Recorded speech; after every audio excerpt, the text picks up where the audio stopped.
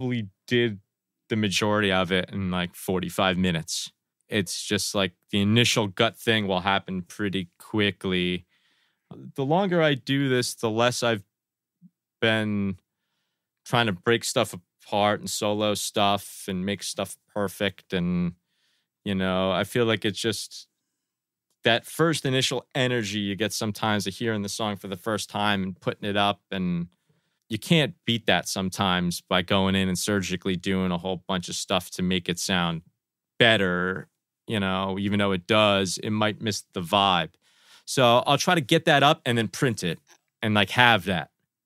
And then if I go down a rabbit hole that's no good, like I have that and I have it saved as a version and I can get back there.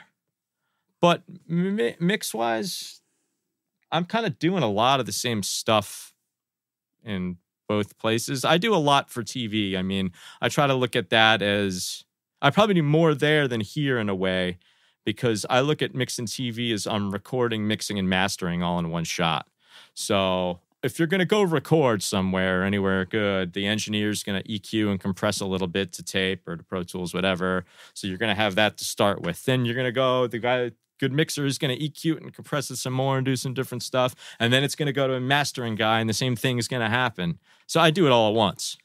So I've just got multiple change, like my input, and I don't have the time to change mics. Or sometimes I don't have the time to even have my A2 move a mic.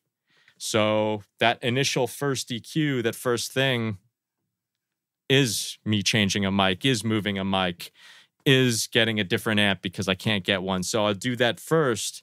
And then from there, I'll be EQing, compressing more down the line until it sounds good, as I can get it in that time. Here, if it's already sonically there, there's a lot less work I have to do. But the process is the same as far as the routing and the busing, and a lot of that is sort of like part of what I do. Here, it just runs through a bunch of gear instead of plugins. Yeah, just a bit vibier. Do you mind? Maybe you could run us through a little bit more of your template of like what things actually look like inside the your signal flow and maybe. I mean, I think I have an idea. It sounds similar to like what I'm doing, but I'd love to hear what you're doing. So basically, I have this massive template that has every instrument that you could ever imagine in there, and at least the starting point of stuff I'd want to use on that instrument, or I think I'd want to use on that instrument. Those are all there. That's, I don't know, a couple of hundred channels, a couple of hundred tracks worth of stuff, because it's everything. Wow. String sections, horns. I get stuff thrown at me every day. I could have, a Broadway show with 16 strings, 12 horns, a rhythm section, 24 singers. It could be anything. So I have all of that stuff that all has the routing on it, that all has all the aux sends on it, that all has plugins. Everything is set. So when I import that, if I open that fader up and there's something there, you would hear it. Yeah. All of those faders, all those tracks feed instrument buses. So drums, bass, guitar, acoustics, keys, strings, brass, vocals, background vocals, all that is, and on those, it's different stuff. I don't know. People call it parallel or this or that. I look at it as like tone sliders, right? Like, you ever see like the Chris Lord Alge plugins or the Jack Joseph Puig plugins? Mm-hmm. So all my instruments feed into these buses that have all sorts of different colors, and I just bring them up and down. I want more length on a snare drum, I might have something for it. If I want more sub on the bass, I might have something for it there. So once those tones all kind of get together, they kind of go down into like sort of like the Brower thing. So drums and bass feed a group that's got a compressor on it. I call it rhythm, chords, melody, vocals. So everything sort of separates into those zones, which, into those groups, that then feeds a mix bus. Mix bus has some stuff on there, and then the mix bus feeds my mastering chain. So it basically all funnels down the line. And all that stuff stays on. I don't ever turn anything off. I live with all of it. If I don't like something, I'll bring it down, but I mix into everything. I don't turn stuff on later. Always. I just commit to it. I also have effects. Every effect you could imagine I keep like 10 harmonizers, 10 delays, 12 reverbs, special effects. It's all there all the time. It's all on an aux send. All my vocal aux sends are on. I can bring up 10 different vocal effects in 2 seconds and make a blend and go. And I never want to think technical because I hate technical stuff. I hate zeros and ones and patching and meters and all that sort of stuff. I just want it to sound good, and I want to get there as quickly as possible. And if I got to think, oh my God, let me make an aux send and a thing, and I'll load this plugin, I'll lose my whole flow. I just want it all now there. If I don't use it, great. If I use it, I can. Wow. And why not? This is the ultimate template. What DSP is like template. kind of cheap these days in a sense, right? Compared to where we were on Mix Plus systems and G4s. So why not have it all there? Why not? I'll have it running. I've got every type of vocal effect I could want, and it's sending it all the time.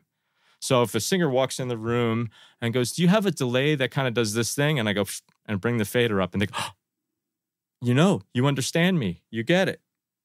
And then they're instantly more comfortable with me, right? They think I get their vibe. You must have a crazy machine, though, to run all that stuff simultaneously, right? It must be like a crazy... I've got the new Mac Pro with HDX3s, I guess. And they're maxed. I mean, but I like to have everything, it's even here, same thing. I've got everything up all the time. And, people say that could be too much. That doesn't mean I'm using it all the time. I just never want to think that I have to get it there. I just want the option. Right. And I want the option now.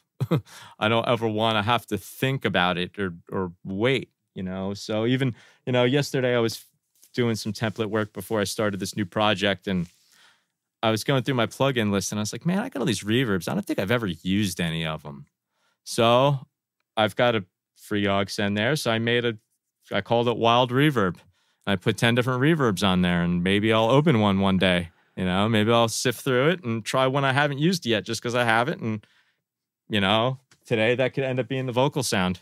I don't know. Yeah.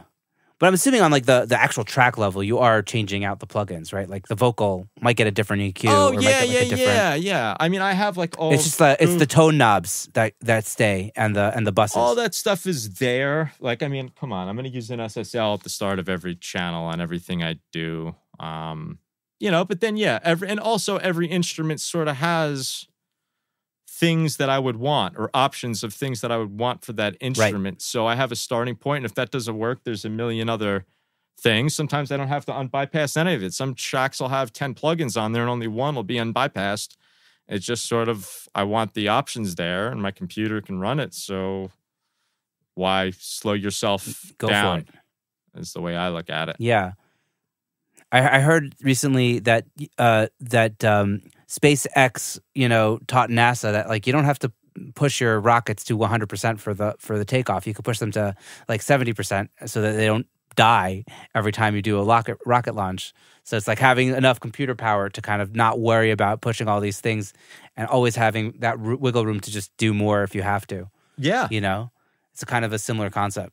Yeah, and then I have everything set to like in here anyway, in my room here with all my outboard gear and all that stuff. It's either on inserts that are returning, on aux inputs, and the aux sends are already built into all the channels, all the tracks. So if I want to send something to a compressor, I can just send it, and it's like right there, and I have to think about it.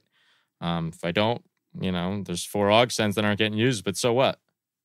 Pro Tools not going to die from it, and it's just sitting there. Yeah. So it really just gives me ultimate flexibility to do anything. Yeah, I love it.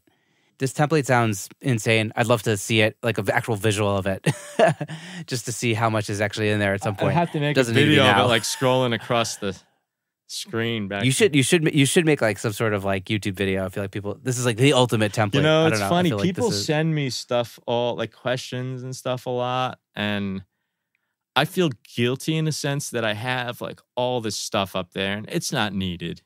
And like people see this and then they ask me questions and it's just stuff that they don't need and they're getting bogged down and they're forgetting about the music. It's like I try to keep both lines where it's like you have it there, but it can't be about everything you do. So I would feel guilty, and I don't feel I'm on the level that I should be teaching anyone engineering. I see a lot of YouTube stuff, and people have asked me, and I don't think I'm comfortable with my skill set to be training people on a video level. I hear you. You just need to be one step ahead of the person you're training, right? Like as long as I do it on a one-on-one level. I like it. I'm not I don't think I should be doing videos. I think there's videos of guys that are way better than me out there that can teach you this stuff. But on a one-on-one, I love teaching people, and I'll always answer questions. You know, people send me a lot of messages online, and I'm totally willing to answer. I feel bad that people don't have, like I said before, they don't have the 4-track, and they've got like all this stuff. Like this guy emailed me the other day, I have this and this and this and this and this on all this stuff, and it's like you're missing the point. Yeah, like I have that stuff too, but that's not the answer. It's like pieces to the puzzle, but you're getting confused. Well, I mean, if we go back to, we were talking about getting that drum sound earlier, right? Like, why can't I make it sound like Appetite for Destruction? That's the secret, right? It's like when you've done this enough times, or when you've done this for long enough, you kind of understand, oh, this is what I have in my head. How am I going to get there? And these are the tools I have. And these are the sounds I have. And cool, this is what's in my head. I'm going to use this compressor to help get that, snap. And I'm going to use this EQ to get rid of some of that mud. And I'm going to, whatever it is.